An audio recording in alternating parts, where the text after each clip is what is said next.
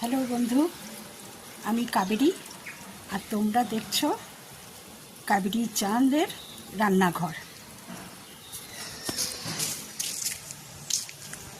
এই দেখো, এইটা আমাদের বাগানের আম গাছ। ন্যাংরা আম রথের মেলা থেকে কিনে এনে লাগিয়েছিলাম।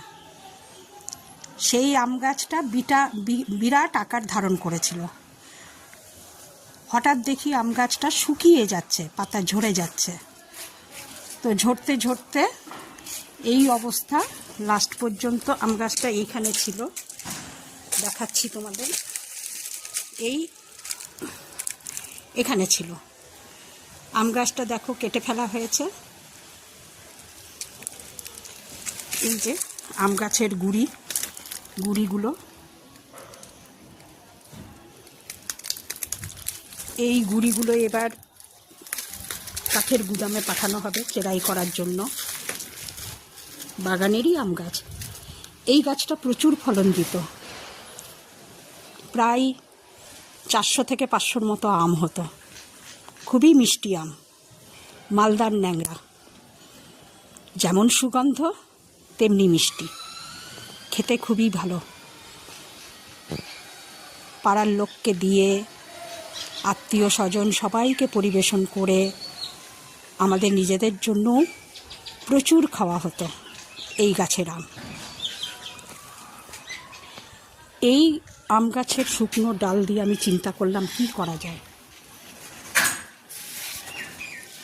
দেখলাম জ্বালানির কাজে লাগিয়ে দেব, তাই এই জ্বালানির ব্যবস্থা। এখানে আমি উনুনে চিকেন বসিয়েছি। চিকেন, এই যে দেখো 1 কিলোর মতো চিকেন আনা হয়েছে। পেঁয়াজ ভাজা হচ্ছে, চিকেনটা বসাবো।